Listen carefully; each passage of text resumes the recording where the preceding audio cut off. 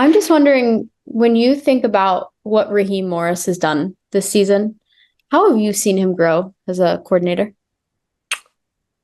Oh man, I mean, he's been proven for a long time. So, and this is my first year here, but I mean, just from the start of the season to now, I think just making adjustments, seeing what we do best, letting the rushers rush, letting the cover guys cover, and just getting more familiar with his group.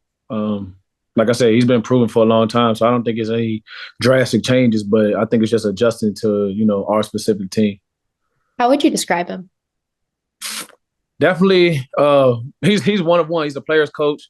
He got everyone's best interest in his heart. He's energetic. He's the same person every day. He he's one of kind. He starts fights with us. He's out there in our faces playing around, but has a seriousness about him. Great leader, and just overall good person. And then I know Matthew Stafford plays on the other side of the ball, but when you see a team leader like that playing through injury, getting hit hard, improving over the course of the season, at least statistically, what does that do for your team? Yeah, I mean that's the trigger man. Everything starts with the quarterback. Usually, the better quarterback wins games. Down the stretch, and he's done it at a high level for a long time. And then his first year with the Rams, he put it on display and got a trophy. So I think just it all starts with him. When he has a good game, we all usually have a good game. So I think, like you say, his numbers are improving, and people are starting to catch on. But hopefully, we can just string together some wins so he can get another opportunity at the postseason and cement his legacy even more. Thank you. Adam. Hey, John, thanks for doing this. Yep. When you watch the film from the last drive of the first half and the last drive of the second half, like what stood out to you about the way you guys were, playing there in that 2-minute defense? Yeah, I mean, I just feel like we gave ourselves a chance to win. It wasn't pretty. They had some explosives, throughout the game, but when it was time to bow up, we held them to field goals a lot. The 2-point conversion kind of hurt us, not stopping them and, offensively not getting ours. That kind of dictated the game. But I think, it's kind of like a bend, don't break. Like I said, it wasn't a perfect game by no means, but we did come up with some big stops, when we needed them. And that's a highlight, so we can build upon that, but didn't come out with the win. So got to find a way to turn the corner. Yeah, that's a very unique way to lose a game. How did you feel like the way the guys seemed to respond when they came back into the facility today? I mean, it wasn't too, we competed. It was a tough game. It was a high caliber game. It was like a playoff atmosphere. It could have went either way. Honestly, could have went either way. I know a lot of people were talking about there's a ghost blocking the back. Well, not a ghost blocking the back, a no call blocking the back penalty. But officiating, they make mistakes. They don't see everything. It's human error. But it was a good buzz in there. We got a good lift in today, and back to the drawing board. We got a couple games that we feel like we could win, and we just got to keep our head down and keep swinging. But like I said, it could have went either way. That's a good team we played. I think they're top of the AFC or close to it. So definitely in their division. So it was a good team, but it was just a back and forth game that could have went either way.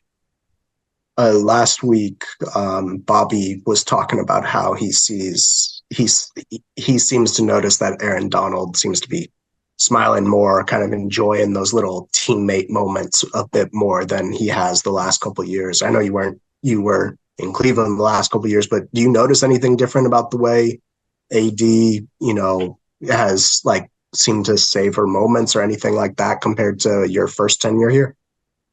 I mean, the fun is in winning. Everybody knows that. You can see that on everyone's faces. But if you want to speak on, AD in particular, I think he's just like he's obviously the hardest worker on the team. So I think we fight for him. We want to win for him. Like everyone notices, even, the media, stuff like that. We're all looking at him, all eyes on him all the time. So I do see, when we're winning and doing the right thing and playing good ball, he does have a better feel to himself. But he's a team player. He's going to do whatever he has to do to win. But I think it's just like, since all the eyes on him, we do pick up on those things. And he has seemed like a little, more happier when we win. But that's anybody. I think that's just anybody. The fun is always in winning. Thanks, John.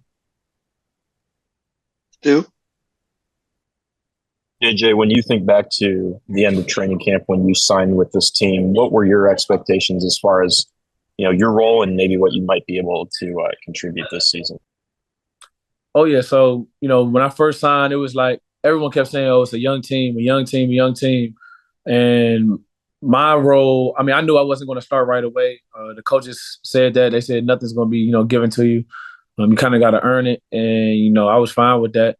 So I didn't really have expectations. I just wanted to come in and be the same person every day, pick up where I left off, and I had a somewhat understanding of the defense, so I had a head start. As if I went to comparison if I went to like a completely random team. So my expectations were just to come in and compete, make others better, tell them what I've seen, what I've picked up over the years. And, when my number gets called, just be a reliable person, trustworthy, and just make the plays that are presented to me.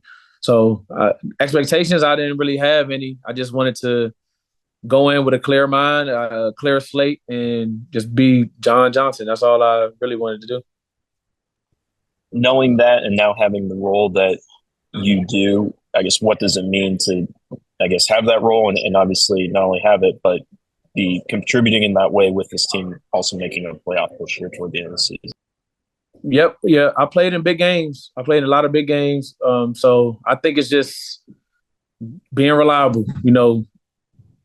When plays are, coming my way, I got to make them. And when it's opportunities to lead, I got to lead. When it's opportunities to pick other people up, I got to pick other people up. But now, like, I still have a vibe to me, like it's not being given. Like I'm still competing. Like I want to keep my job. I want to keep this role. It's not like, oh, it's mine now. I can do whatever I want. No, I got to go out there and prove it every Sunday, and just keep showing who I am, because you never know. I mean, when the season's over, I don't know what's going to happen. I'm on a 1-year deal, so it's kind of like I won't say chip on my shoulder, but I just want to keep going out there, keep producing, keep being the same person, and no looking back. Thank you. Appreciate that.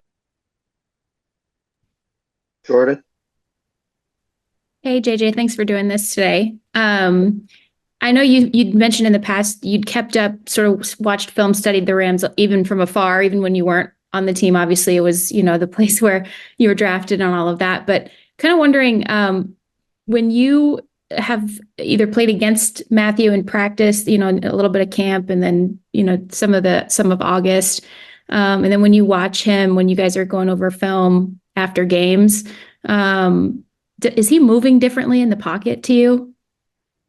Yeah. So when I first got here, we had a unique, pocket movement, like operation, during training camp and stuff like that. They were just moving the launch point and stuff like that. So I was wondering, what Coach McVay had up his sleeve. But yeah, I think he's moved well. I mean, he looks good. He looks healthy. I think when the offensive line does their job, he kills teams. He lights them up. So he looks good to me. I don't think running for first downs and stuff like that. I'm not sure about that, but his pocket presence, stepping up in the pocket, ripping the ball through, stuff like that. He looks, second to none. I think he's up there with anybody. When you watch what he's doing at, I hate to say it this way, but at his age, does it seem like there's a reversal happening a little bit, just in terms of his energy and how he looks out there? Yeah, I mean, he's played for a long time. A long time. I don't know how, his age, the number, or I don't know, but football years, it seems like he's been around forever. But it'll be interesting to go back and watch, how much movement he had, back then. But I wouldn't say reversal, but I think it's still the same. I think there's no drop off. It looks good. Looks like he can do this for a couple more years. So I don't see any drop off. He looks good to me. I mean, I meant like an age reversal, like he's Benjamin Buttoning a little bit. That's what I meant by. No, I wouldn't say that. But he's definitely maintaining for sure. And then last from me, there's a lot of newcomers on this team. You're not a newcomer, obviously, but you have a perspective of, you knew what it was like before, and then also you've been a leader as this wave of young players have come in, a team that you already were familiar with, and you yourself re-signing this year. Between the veteran newcomers, so like the free agent guys, and then also this rookie class, is there a way that you might describe that collective pool of players? I think that's where the energy, I think that's where the juice of this team has, in those early on, it was kind of, find yourself, stuff like that. But after the bye, I think that specific group has come alive. Like the rookies and the vet minimum guys, I guess you can say, like Akello, DeMarcus, myself. I don't know what K Dot's contract like, but he played a couple years and we got him. I think, we're really making a big push. And then you go to the rookies. Kobe Turner's been going crazy. Byron Young, Puka, like guys like that have been, really stepping up. So I think that's where the spark has, come from this team to give us, that little 3-game winning streak. We really stepped up in a big way for this team. So hopefully we can keep it up. But I think that's where the spark is. That group, that veteran group, and the rookies. Everybody else is, in between. Not saying they're not making plays, stuff like that, but I think that extra push that got us over the hump did come from those two groups. Thank you very much. No problem. We'll wrap with you, Eric. Thanks again for doing this, John. Appreciate it. No problem. Apologies for another Matthew Stafford question, but do you notice more of a concerted effort for him to get the ball out quicker, both in practice and in games?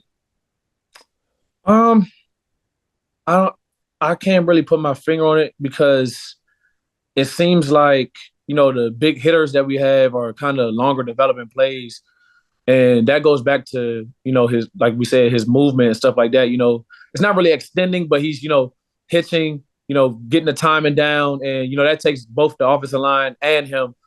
He's not panicking. He's letting it, come alive. He's letting it develop and he's hitting guys down the field. So getting it out faster, I'm not really sure. I don't really, watch their tape like in depth like that. But, the plays that Coach McVay shows is definitely a combination of him and the offensive line. But, he looks good. Like I say, he's not panicking. He's poised back there as, we've known him for his whole career. And it's been helping us. And then last one, can you talk a little bit about your relationship with Jordan Fuller and you guys kind of combining together to kind of patrol the back end defensively? Yeah, I'll say I talk to Jordan, the most out of like the secondary group. Because I've known him in 2020. I've watched him follow his career. And now, we're back together.